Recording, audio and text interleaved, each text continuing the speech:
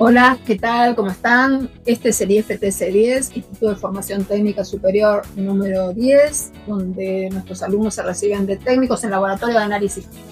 Decidimos crear algo que sirva para concientizar a la población, contactarnos entre nosotros, traer representantes que nos puedan ayudar a promover distintas situaciones que puedan ser interesantes para el bien común.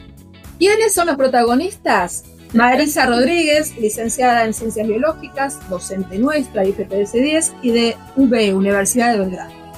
Alicia Rodríguez, técnica superior en Laboratorio de Análisis Clínico y coordinadora hoy del Laboratorio Nacional de Referencia para Botulismo, Instituto Malbrán. Nadia Pavía es responsable de calidad en Quali, laboratorio que se encuentra en la localidad de Mataderos. Y yo, Silvina, que soy una simple doctora en difusión de las ciencias.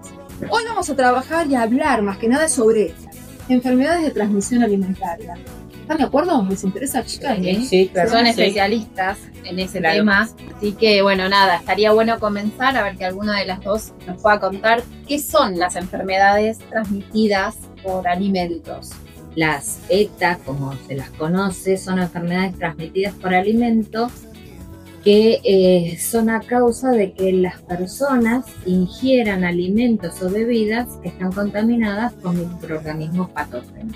Para vos, que estás en el tema, que aparte sos profesora de alumnos de nutrición, especialistas en este tipo de cosas, ¿cuáles son los patógenos más frecuentes que pueden producir este tipo de transmisión alimentaria? ETA. Los microorganismos patógenos pueden ser virus, pueden ser bacterias, pueden ser parásitos, pueden ser hongos, ¿sí? Nosotros hoy vamos a hablar un poquito de algunas bacterias que producen ETA. Y una de las bacterias que produce enfermedades, sí, intoxicaciones, enfermedades más graves, es Clostridium botulinum, ¿sí? Ali después va a explicar bien Clostridium botulinum, pero también podemos hablar de Escherichia coli, de Salmonella, de Campylobacter spp, de Shigella, de Escherichia coli también, virus como los norovirus, como los rotavirus. Que están en esto, más que nada las dos, pero más que nada Alicia, que es Escherichia botulinum. ¿Cuáles son las más comunes, por ejemplo, en cava? Las más, es decir, cuando hay una intoxicación, cuando hay intoxicaciones por Clostridium botulinum, lo más común, el alimento más común son las conservas caseras. Salmonella puede estar en el huevo, puede estar en los productos derivados del huevo, ¿sí? Puede estar por fuera del huevo, puede estar por dentro del huevo. Escherichia coli, si bien Escherichia coli forma parte de la microbiota del intestino, hay un Escherichia coli que produce una toxina y es quien produce el síndrome urémico hemolítico. Y en Argentina hay una alta incidencia de esa. Sí. ¿Y qué pueden decir acerca de esto? Que dentro de Latinoamérica somos el país con más alta tasa de casos, que es una enfermedad de gravedad, pero es prevenible con la cocción correcta de las carnes y considerando siempre qué alimentos darle a los distintos grupos de riesgo, ¿sí? Sí. Hay que ver el grupo etario también, porque el grupo etario menores de 5 años son muy sensibles a este tipo de infecciones. Por ejemplo, frente a qué alimentos los menores de 5 años hay que tener mucha precaución.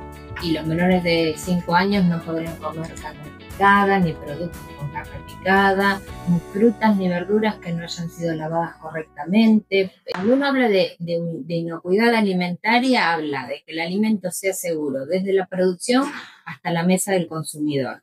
En toda esa cadena, ¿sí?, el alimento se puede contaminar. Entonces hay que tener mucho cuidado, por ejemplo, en la calidad del agua, ¿sí? Utilizar agua potable para lavar todos aquellas frutas, verduras, ensaladas, claro, que uno va a comer crudo, ¿sí?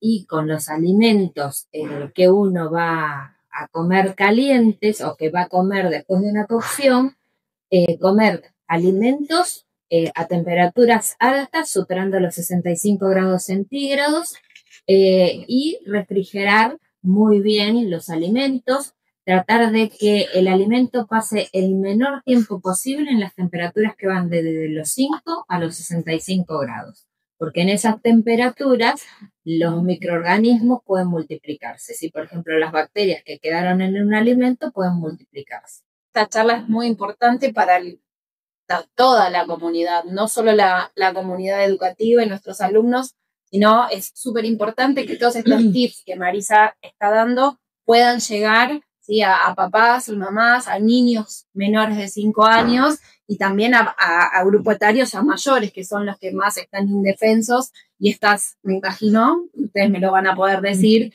que estas infecciones pueden ser más recurrentes y de mortales de mayor gravedad. Aparte hay que tener cuidado, agregando lo que vos habías dicho recién, Marisa, hay que tener mucho cuidado con la contaminación cruzada. También.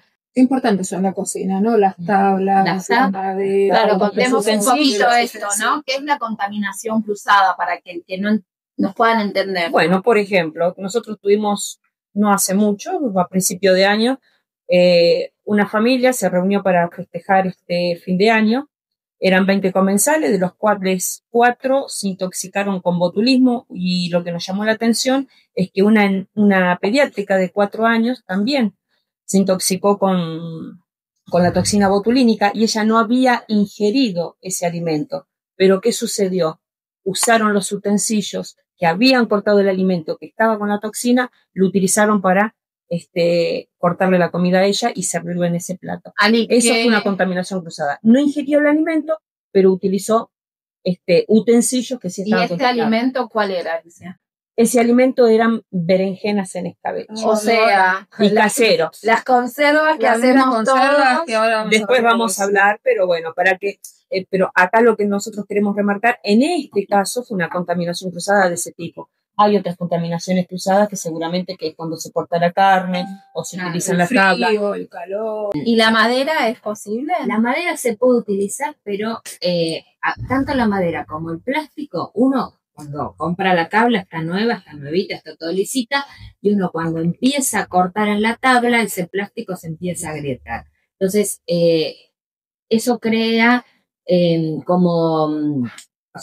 crea lesiones en el plástico donde quedan restos de alimento, y esos restos de alimento favorecen el desarrollo en general. Che, tiro una. Diferencia entre anaerobios y aerobios. A ver, ¿qué se plantan acá? Bueno. ¿Hablas de aerobios? Yo te hablo de anaerobios. Voy a hablar de anaerobios más bonitos. Bueno. Te enferman más. Sí, el tema de los anaerobios. A ver, ¿qué son los anaerobios? Porque acá nosotros estamos hablando de aerobios y anaerobios. Aerobios son los microorganismos que necesitan, ¿sí? Hablando en grandes divisiones, podríamos entrar más en profundidad en detalles, ¿sí? Pero aerobios son aquellos microorganismos que necesitan oxígeno para poder desarrollarse. Y anaerobios, y acá ahí comienza el problema, son aquellos microorganismos que indefectiblemente, inexorablemente necesitan ausencia de oxígeno para poder desarrollarse. Uno de ellos es el Clostridium botulinum. El Clostridium botulinum es una bacteria que necesariamente, como les dije recién, necesitan ausencia de oxígeno, y cuando primero está en forma de espora, ¿sí? De vida latente. Una espora es vida latente. Esa espora, cuando cae en un lugar donde tiene nutrientes, temperatura, pH, agua y anaerobiosis, esa vida latente, esa espora, deja de ser espora, se convierte en bacteria, y esa bacteria produce toxina. O sea que la tipa es re resistente. Es muy resistente, y justamente... Y está en su salsa, digamos. Está en Disney, ¿sí? Cuando tiene todas esas condiciones. Pero el problema es que produce esa toxina, que es la toxina botulínica, y es la más potente de absolutamente todo el planeta Tierra. Con solamente 0,1 microgramo, ya la persona podría morir, podría fallecer si la ingiere. Si vamos a hablar de Clostridium botulinum y le vamos a poner nombre y apellido, decimos que es una bacteria gram positiva y es anaeróbica estricta. ¿Por qué le dedicas tanto a esto? Todo el tiempo que estás en el Malbrán haciendo y haciendo. ¿Qué te apasiona lo que me apasiona, es decir, me gusta el trabajo que realizo, pero me preocupa. Cuando un alimento tiene toxina botulínica, no se observa en el alimento que está feo. Está en mal estado. Y tampoco tiene mal olor. ¿Podría tener mal olor? Sí, claro, podría llegar a tener. pero en los primeros días, 2, 3 días, ¿sí?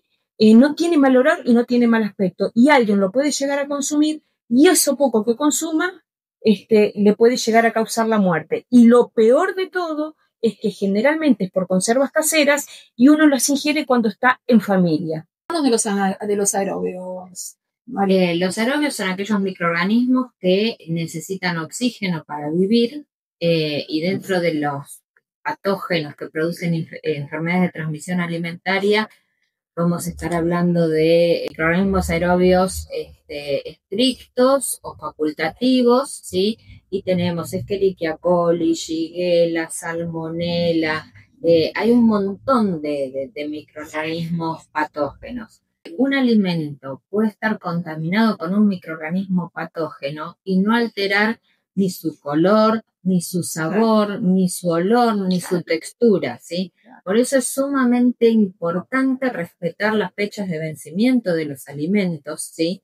Y también cuando vemos en el caso, por ejemplo, de Clostridium botulinum, ¿sí? Cuando nosotros vemos una lata de conserva que está hinchada, que está deformada, es porque algo creció en el interior de esa lata y produjo gas, ¿sí? Entonces, y si está hinchado y la pincho, ¿qué pasaría? No la pinche. ¿No? No la pinche. Exactamente, hay que descartarla, no hay que abrir. La tiramos de una. No hay que abrir. Eso queremos que quede claro, que no hay que abrir. Con este tema de la salmonela, estamos hablando de microorganismos aerobios. Nombraste tanto la salmonela como la coli, la Escherichia coli. ¿En qué alimentos? O sea, de la coli estuvimos hablando de las carnes, la verdura mal cocida, mal lavada, perdón. La salmonela generalmente uno la relaciona con el consumo del huevo, ¿sí? La gallina, cuando pone los huevos por una estructura que se llama cloaca. Entonces, pone los huevos por el mismo lugar por donde defeca. Entonces, en la materia fecal de la gallina puede haber salmonela. Entonces, la salmonela, uno diría, está por afuera del huevo, ¿sí? En la materia fecal de la gallina. Pero no solamente pasa eso, ¿sí? La gallina puede tener la salmonela en sus ovarios y cada vez que pone un huevo, la salmonela está dentro del huevo y eso se llama contaminación transovárica. Uno tiene que mirar al huevo como un alimento que potencialmente puede tener a la salmonela. Los huevos, ¿sí? Se deben almacenar en el interior de la heladera, ¿sí? No hay que poner una huevera hermosa de madera o de cerámica a temperatura ambiente, porque si ese huevo en el interior tuviera una salmonela, le vamos a dar condiciones óptimas para que se multiplique. Y si nosotros decimos, compramos huevos orgánicos, que son más lindos, más sanos, vienen con caca y plumita de gallina, solamente con una servilleta, ¿sí? Los huevos no se lavan, los huevos no se conservan. ¿Vieron que hay distintas regulaciones en otros países, en Europa, porque se lavan? Sí. No se lavan y en otros países el huevo tiene impreso la fecha de vencimiento, ¿sí? Acá no lo tenemos, pero bueno, ¿cómo sería la mejor manera de almacenarlos? En la heladera, ¿sí? A ver, lo óptimo sería tenerlos en un tupper separado del resto de los alimentos, ¿sí? Pero no tenerlos a temperatura ambiente. Allá, el publiquito que tenemos atrás. ¿Va quedando claro? Sí. ¿Se va entendiendo? Ahora, Alicia, tengo ganas, contame alguna anécdota o esas cosas que vos sabés mucho sobre conservas. Conserva, por ejemplo, conserva de berenjenas en escabeche, que generalmente se hace de manera casera, ¿sí? Se produce de manera casera, y cuando producen estas conservas no hacen solamente un frasco, hacen 3, 4, 5. A ver, toda la parentela. Hacen como más de 20 frascos y aparte lo dejan durante mucho tiempo, bien llenito el frasco, tapado hasta arriba con aceite, con lo cual ya ahí tenemos anaerobiosis, porque el aceite no permite que ingrese el oxígeno, y bien tapado. Y no solamente eso, sino que lo dejan bastante tiempo para que tome mucho sabor. Pero ¿qué pasa? Recién hablábamos de la espora del Clostridium botulinum, que ¿dónde está? Está en absolutamente todo el planeta Tierra y en todos lados. Entonces, si ahí ingresó una espora en esa conserva, después de las 72 horas ya puede crecer, convertirse en germinar, convertirse en bacteria, producir la toxina, y cuando nos sentamos todos en la mesa a comerlo, a comer esas berenjenas, podríamos llegar a intoxicarnos, como nos ha sucedido. Insisto, generalmente esto no es que todos los días ocurre, porque botulismo no es común, no es frecuente, pero cuando ocurre no da muchas oportunidades si no se actúa de manera rápida. Y no solamente las berenjenas, lo hago muy cortito, también en el hummus, ¿sí? El hummus, exactamente. A ver, bueno, perdón. Sí. Yo desde que trabajo con vos, te lo dije muchas veces, dejé de comer hummus en el restaurante y las conservas que dan en el restaurante. No, el tema es el siguiente. El hummus no es que no es que todas las conservas sí van a tener toxina botulínica, ni todos los hummus van a tener toxina botulínica. Acá el tema es la conservación, lo que recién mencionaba Marisa, ¿sí? Si estos alimentos están conservados en la heladera, no hay problema, no van a tener toxina. Ahora, si están a temperatura ambiente o compraron un hummus bien producido en el local comercial, pero cuando lo llevamos a casa, lo abrimos, lo dejamos a temperatura ambiente, no lo guardamos en la heladera, entonces esa espora que está en un lugar muy, muy denso, que tiene nutrientes, tiene agua, tiene temperatura, la temperatura del ambiente, y está muy apretadito. Está como quiere, hay anaerobiosis. Entonces, si no está conservado en la heladera, entonces germina, produce la toxina, y cuando ingieren el alimento, tuvimos el caso no hace mucho tiempo de 2 familiares, una de ellas estuvo más grave que la otra, porque, bueno, la segunda persona entró con el antecedente de su familiar, ¿no? Ali, te hago una consulta. Fuimos a una comida, ¿sí? Comí conservas, comí berenjenas el 24 a las 12 de la noche. Esa conserva estaba contaminada. ¿Qué es lo primero que voy a sentir? Bien, qué buena pregunta. Cuando se ingiere un alimento, ¿sí? Sospechosos que sospechamos que contiene la toxina botulínica, recordemos que esa toxina es una neurotoxina, porque justamente ataca al sistema nervioso central. Entonces, ¿cuál es el primer síntoma? Visión borrosa. ¿Por qué? Porque en realidad lo que produce el botulismo es parálisis, pero no cualquier parálisis, flácida, ¿sí? Flácida, bilateral, simétrica, de los 2 lados. Y es importante recordar esto, que es descendente. O sea, ¿sí? Que si yo tengo el ojo que se me cae y el otro no. Si uno se me cae y el otro no, entonces no es botulismo. No es botulismo, tiene que ser bilateral, es decir, parálisis, flácida, descendente, ¿sí? Bilateral y o simétrica, y uno de los primeros síntomas es visión borrosa. Después de la visión borrosa hay algo que se llama, empieza con P, ptosis, ¿sí? Se dice ptosis palpebral. ¿Qué es eso? Cuando los ojos, los párpados me quedan a media asta, pero no uno, los dos. Porque afecta los pares craneales. Entonces, ¿qué es lo que hace la neurona? ¿Sí? Produce neurotransmisores que se van a conectar con los receptores del músculo y le van a dar la señal de que ese músculo actúe. ¿Qué pasa? La neurotoxina, la toxina botulínica, lo que hace es impedir que ese neurotransmisor salga de esa terminación nerviosa, entonces no hay señal, se corta el wifi. El wifi biológico se corta, ¿se entiende? Entonces por eso la parálisis flácida. Entonces lo primero es visión borrosa. Después ptosis palpebral, después problema para hablar. El paciente no tiene fiebre, el paciente está consciente continuamente, y lo bueno es que cuando alguien se da cuenta de esto, lo primero que hay que hacer es ir muy rápido a un nosocomio, pero que tenga terapia intensiva, no puedo llamar al médico de cabecera ni ir a una salita, hay que ir a un hospital donde haya UTI, ¿sí?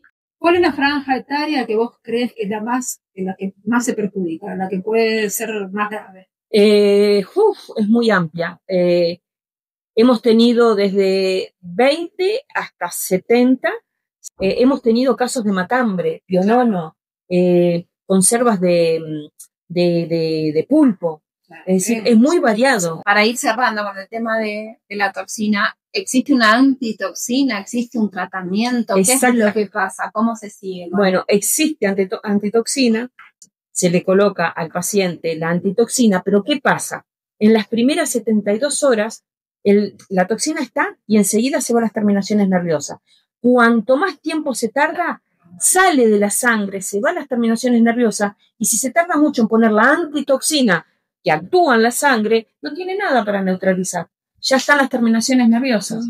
Entonces, obviamente que la antitoxina es muy buena, pero la idea es que se actúe con rapidez. Por eso es necesario que la gente sepa, ¿sí?, cuáles son los síntomas para ir rápido al médico y que el médico también actúe rápido. Y ahora, a partir de todo esto que dijiste, viene acá una pregunta para vos, Marisa.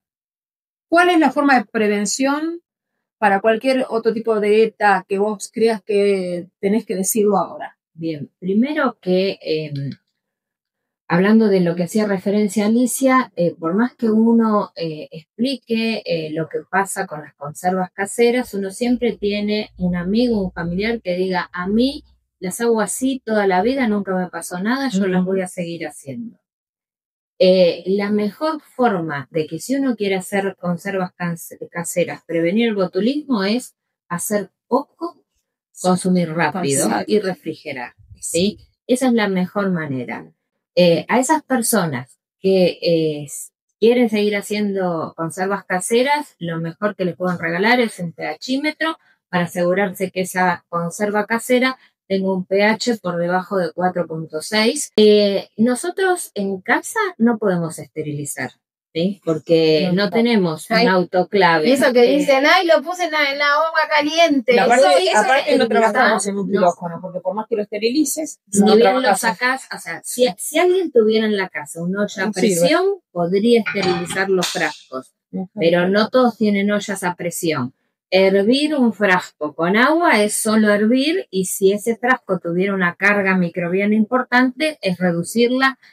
Sí sirve, pero no elimina todo, ¿sí? Y como les dijo Alicia, esporas de Clostridium botulinum hay en todos lados. Lo que pasa es que no queremos que esas esporas encuentren un ambiente adecuado para pasar de espora a lo que sería la célula de la bacteria y empezar a producir la toxina. Si vamos a consumir vegetales crudos, lo mejor que podemos hacer es preparar una solución con lavandina apta para consumo humano. Más o menos la proporción es 1 litro de agua entre 3 y 5 gotitas de lavandina. Cuando apto para consumo humano, ¿a qué te refieres? Damos vuelta a la lavandina y tiene un loguito que dice apto para consumo, o para consumo alimentario, o apto para consumo humano, sí, ¿sí? Y tiene que ser lavandina, ¿sí? No tiene que ser lavandina en gel, no tiene que ser lavandina para ropa de color, tiene que ser la lavandina del envase amarilla, y más o menos la proporción es por litro de agua entre 3 y 5 gotitas, sumergir los alimentos entre 10 y 20 minutos y después enjuagarlos con abundante agua, pero siempre verificar que el agua sea potable. Entonces, tampoco podemos decir, le voy a matar todos los microorganismos, le echo un chorro de lavandina, porque la lavandina es hipoclorito de sodio, y si la uso en exceso, me voy a intoxicar con la lavandina. Sí, o lo mismo cuando ponen lavandina sola creyendo que la lavandina sola desinfecta. No hace nada la lavandina sola. Okay. Bueno, la verdad que chicas, súper interesante. ¿La verdad? ¿Te gustó? Me encantó. ¿Te gustó primero? Me re gustó y quiero otro. Che, vamos por paz, ¿no? Bueno, de microbios y otras hierbas. Primera parte. Nos vemos la próxima.